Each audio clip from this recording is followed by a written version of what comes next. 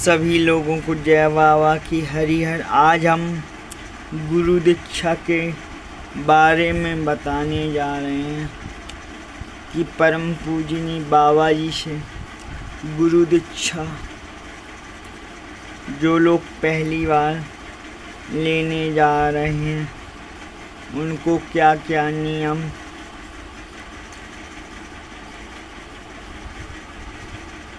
गुरु दीक्षा लेने के क्या क्या नियम हैं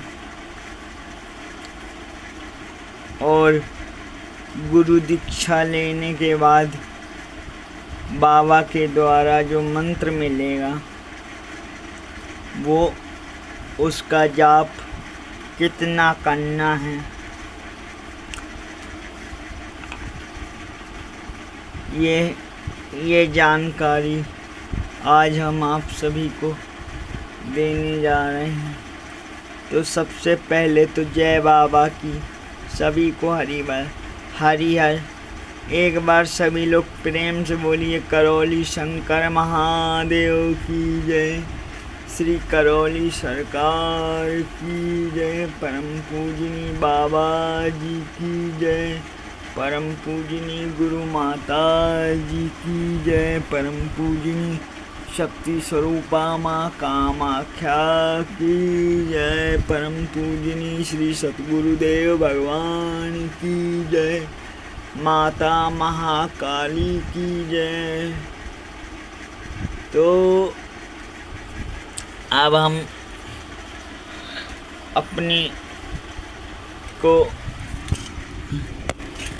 अपनी बात को स्टार्ट करते हैं। तो सबसे पहले तो गुरु दीक्षा लेने का पहला नियम तो यही है कि परम पूजनीय बाबा जी से मंत्र दीक्षा वही लोग ग्रहण कर सकते हैं जिन लोगों ने दरबार की सारी प्रक्रिया पूर्ण कर ली है, यानी कि जिन लोगों ने दरबार की समस्त प्रक्रिया पूर्ण कर ली है वो लोग बाबा से दीक्षा ले सकते हैं।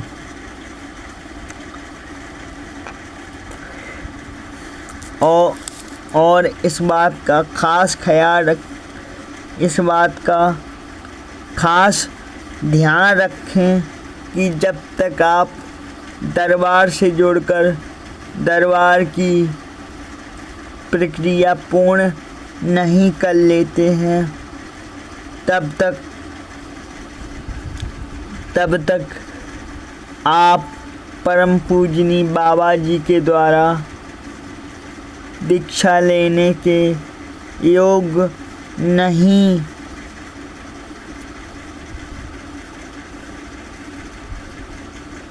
तब तक आप परम पूजनीय बाबा जी के द्वारा दीक्षा देने के योग नहीं माने जाएंगे।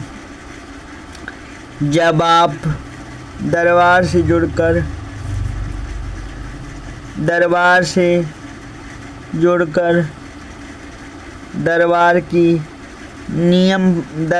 के नियम पालन करेंगे, दरबार की जो विधियां हैं उनको पालन करेंगे,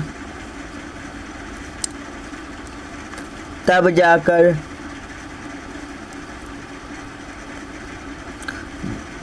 जब आप दरबार की विधियों से अपना DNA शुद्ध करा लेंगे, अपने पूर्वजों की मुक्ति करा लेंगे, उसके बाद आप परम पूजनीय बाबा जी के द्वारा आपको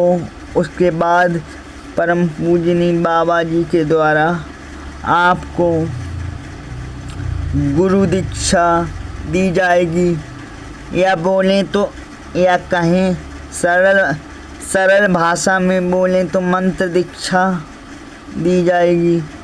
जब तक आप दरबार की प्रक्रिया पूर्ण नहीं कर लेते तब तक बाबा जी के द्वारा आपको दीक्षा नहीं मिल सकती, क्योंकि दरबार का ये नियम है, परम पूजनी बाबा जी का ये नियम है कि जब तक आपके पूर्वजों की मुक्ति नहीं हो जाती तब तक आप परम पूजनी बाबा जी से दीक्षा के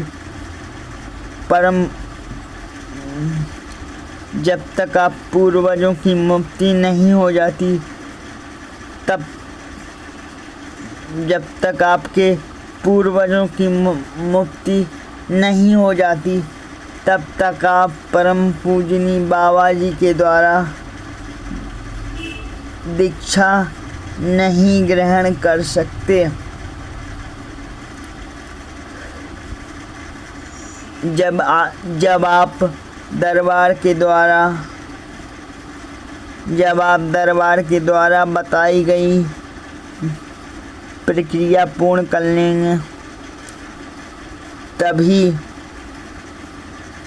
तभी आप परम पूजनी बाबा जी के द्वारा तभी आपको परम पूजनी बाबा जी के द्वारा दीक्षा मिलेगी।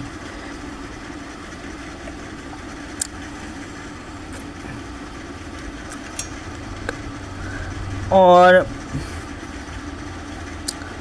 आप सभी को यह जानकारी भी दे दें कि दीक्षा हर महीने की पूर्णिमा को होती है। श्री करौली शंकर महादेव धाम, कानपुर, लवकुश आश्रम। यही बाबा के द्वारा हर महीने की पूर्णिमा को दीक्षा का कार्यक्रम मनाया जाता है। श्री करौली शंकर महादेव धाम, लवकुश आश्रम, कानपुर में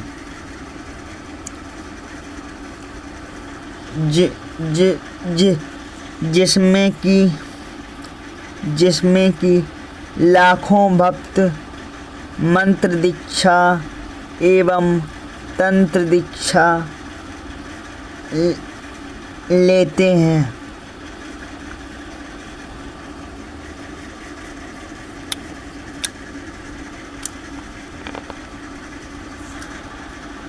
तो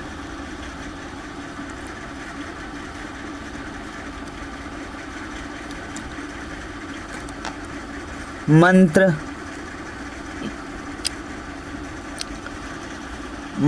दीक्षा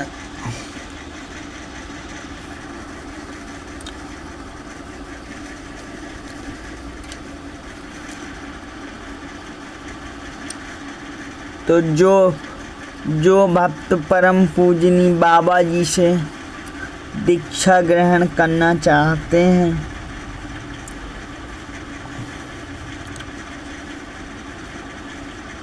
वो भक्त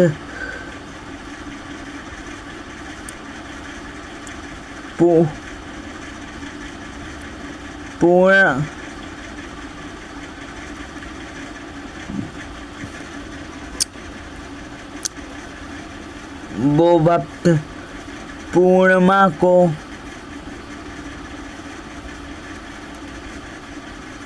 परम पूजनी बाबा जी से दीक्षा ग्रहण कर सकते हैं, जो कि हालांकि इस बार की पूर्णिमा बाबा जी के द्वारा काशी में होनी थी, लेकिन किसी कारणवश नहीं हो पाई।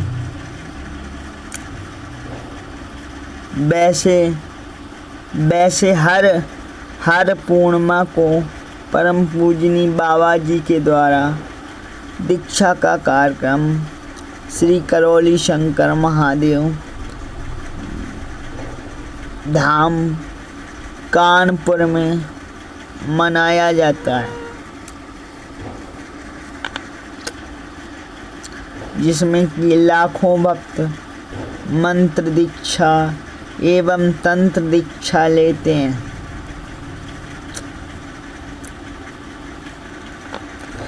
तो जो भक्त परम पूजनीय बाबा जी से मंत्र दीक्षा लेना चाहते हैं, वो भक्त खास तौर से इस बात का ध्यान रखें कि दरबार के द्वारा जो नियम है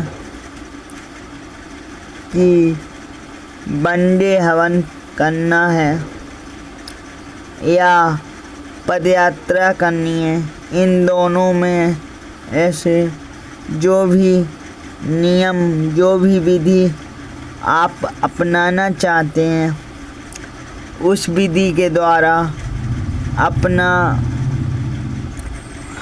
DNA शुद्ध, अपना उस चाहे हवन कीजिए या फिर पदयात्रा कीजिए और अपने पूर्वजों की मुक्ति कीजिए और अपने ऊर्जा पथ को शुद्ध कीजिए। तब आप परम पूजनीय बाबा जी के द्वारा आपको मंत्र दीक्षा मिलेगी और फिर उस मंत्र दीक्षा के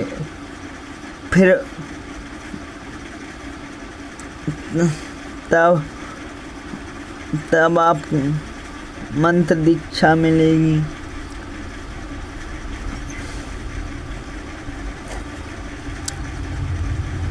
तो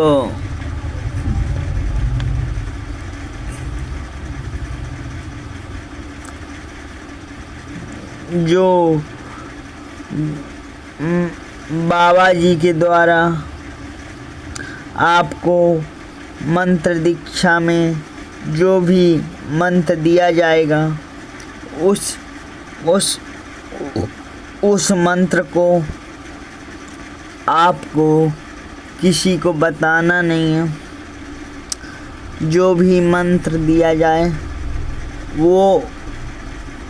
वो मंत्र आपको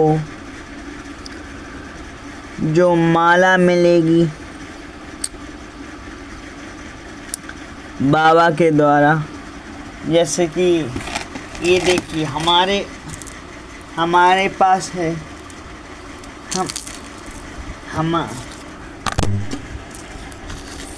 आपको दिखा रहे हैं।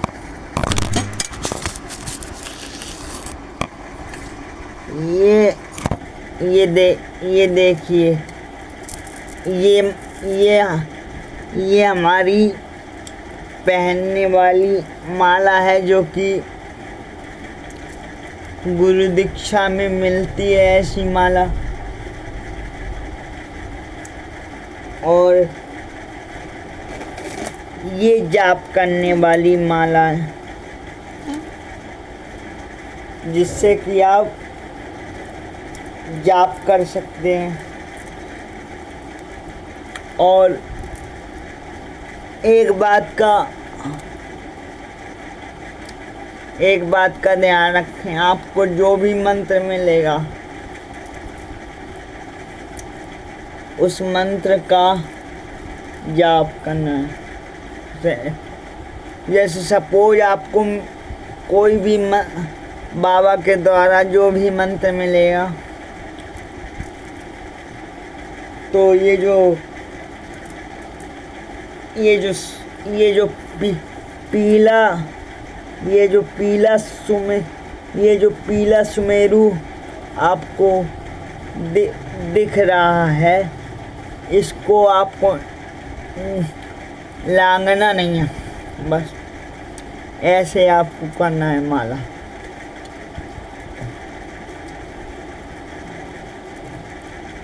ऐसे करना है माला। करते करते माला पे हम जैसे माला कर रहे हैं वैसे माला पे ध्यान रखना है कि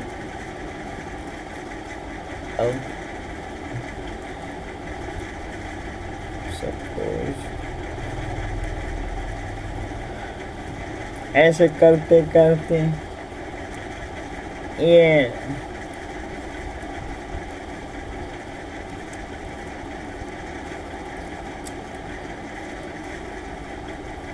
ऐसे करते करते जब यहाँ पे आ जाएं तो आपको माला को पलट लेना है।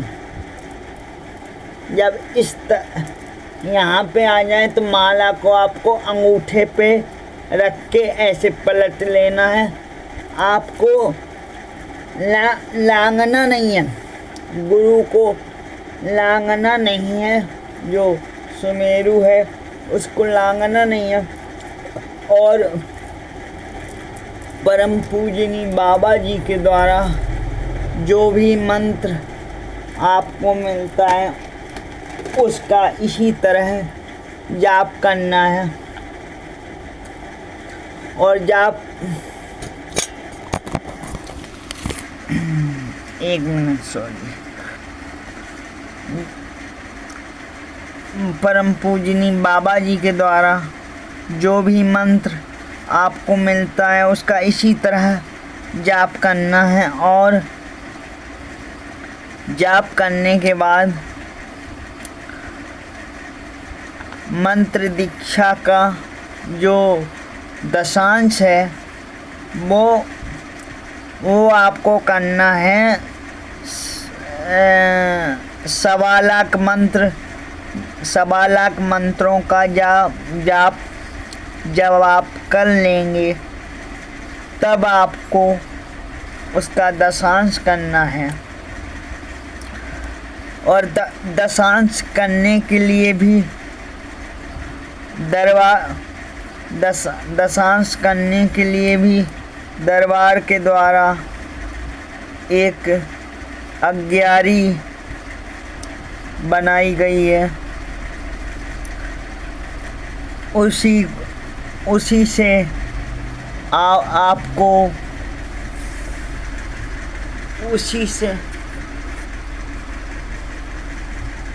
से आपको दशांश करना है। तो जब भी आप दरबार जाएं तो दशांश के लिए जो भक्त बाबा से दीक्षा ले चुके हैं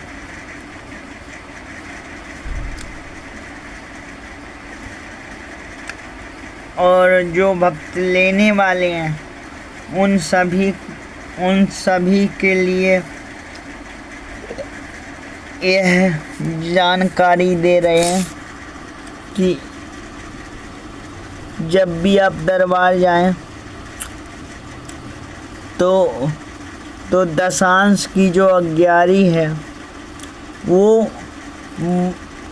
ज़रूर ले आएं, क्योंकि उसके बगैर आपका दशांश पूरा नहीं होगा। और कृपया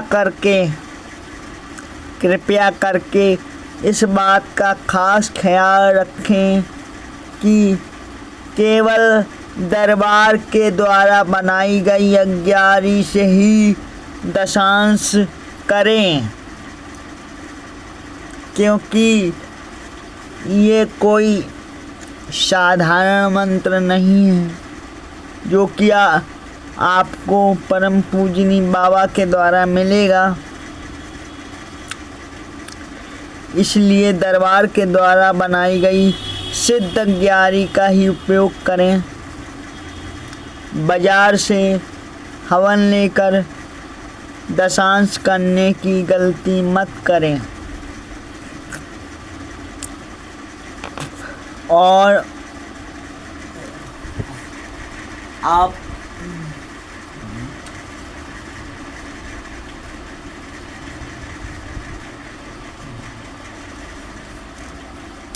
कल हम आपको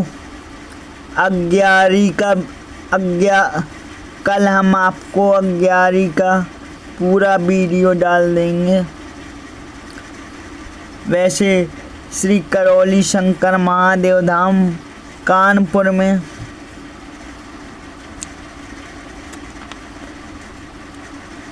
जब आप जाएंगे और पूछ लीजिएगा, 9 नंबर काउंटर पर पूछ लीजिएगा कि अग्यारी कहाँ पे मिलती है।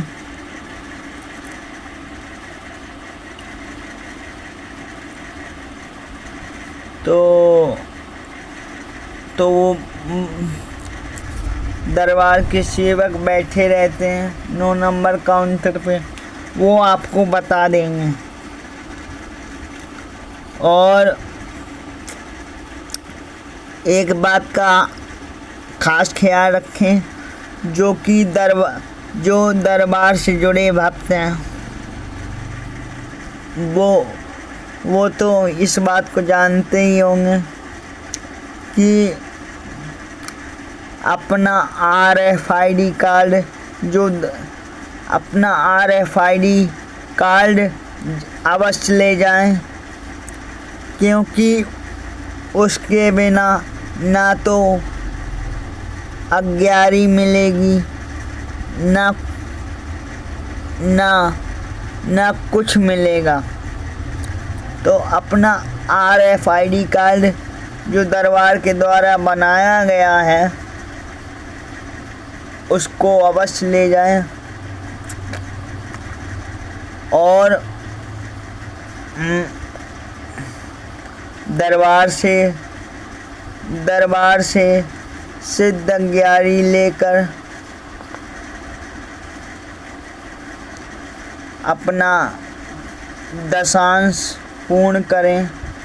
उसके बाद जब 1.25 लाख मंत्रों का जप हो जाए तो उसके बाद अग्यारी लेकर दशांश पूर्ण करें। और पूर्ण करने के बाद एक बार फिर आपको दरबार जाना पड़ेगा और दरबार में जाकर बाबा माता से अर्जी लगानी है कि परम पूजनी बाबा जी, हमने जो दशांश किया है उस दशांश के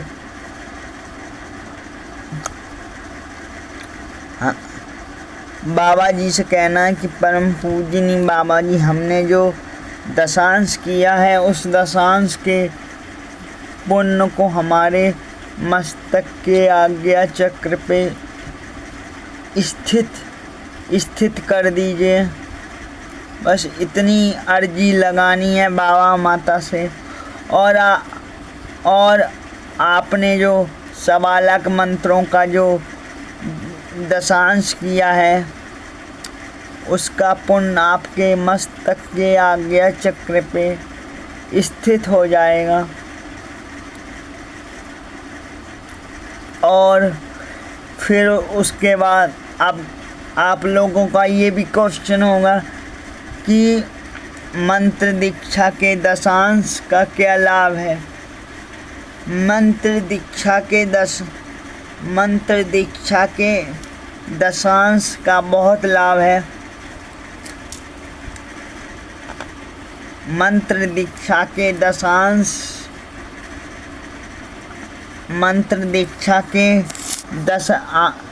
मंत्र दीक्षा के दशांश से आप मंत्र दीक्षा के दशांश से आप अपने घर के किसी भी व्यक्ति की चिकित्सा कर सकते हैं जो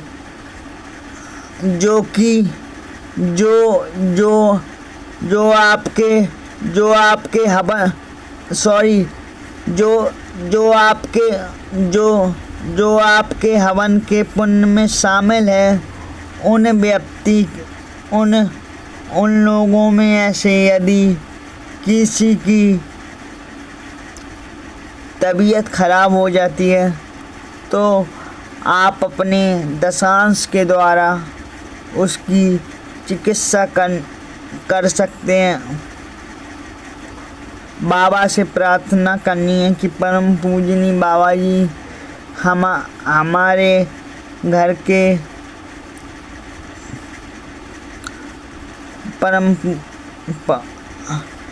बाबा जी से प्रार्थना करनी है कि परम पूजनीय बाबा जी किसी को भी तबीयत खराब है सब हो जा पर ध्यान रखिएगा, अपने जो लोग हवन के पुण्य में शामिल हैं केवल उन्हीं की, यदि उनमें से कोई किसी की तबीयत खराब हो जाए तो उनकी चिकित्सा आपको करनी है।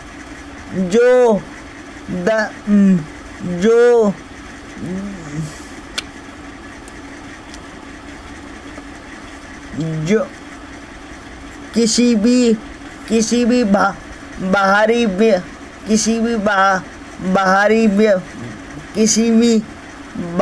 व्यक्ति की चिकित्सा आपको नहीं करनी है, नहीं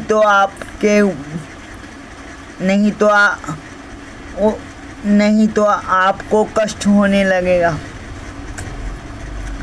ध्यान रखिएगा, जो लोग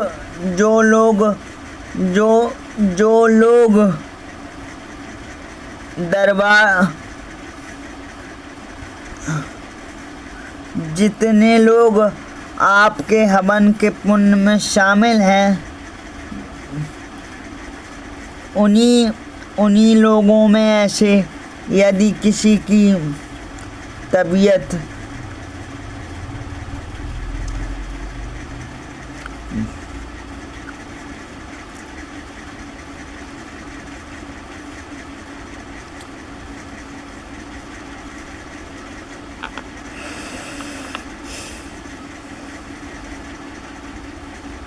उन्हीं लोगों में से यदि किसी की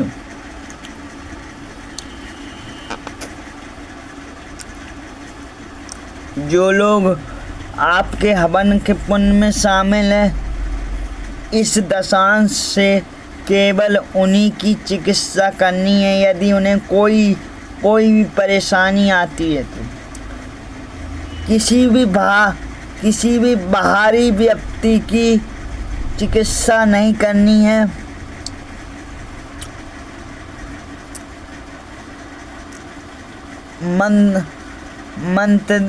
मंत्र दीक्षा के दशांश से केवल अपने घर की चिकित्सा करनी है।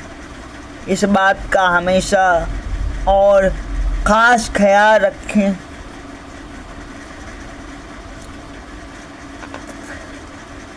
और उसके बाद जब आप मंत्र दीक्षा का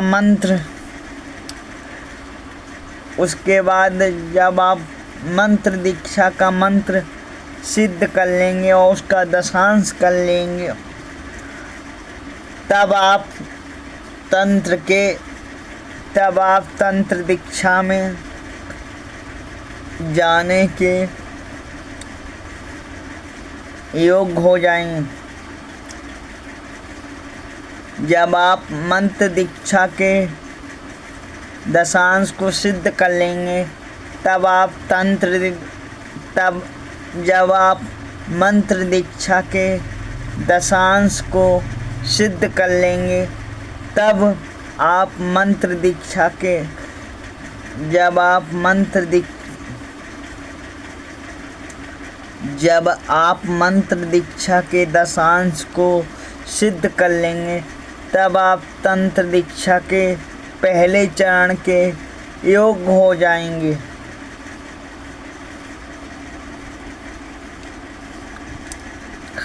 तो मंत्र दीक्षा से जुड़ी हुई आज की ये जानकारी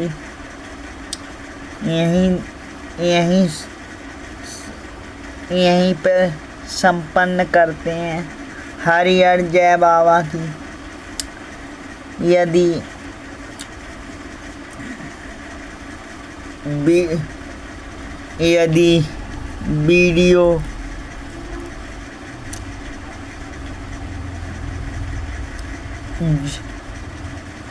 वीडियो से कुछ जानकारी मिले तो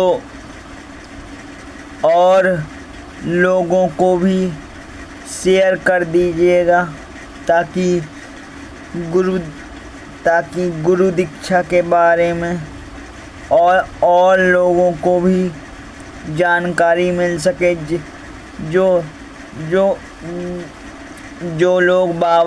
जो लोग बाबा से पहली बार दीक्षा ले रहे हैं, उनको जानकारी मिल सके।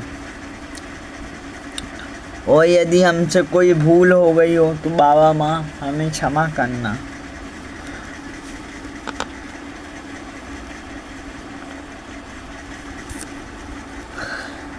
करौली शंकर।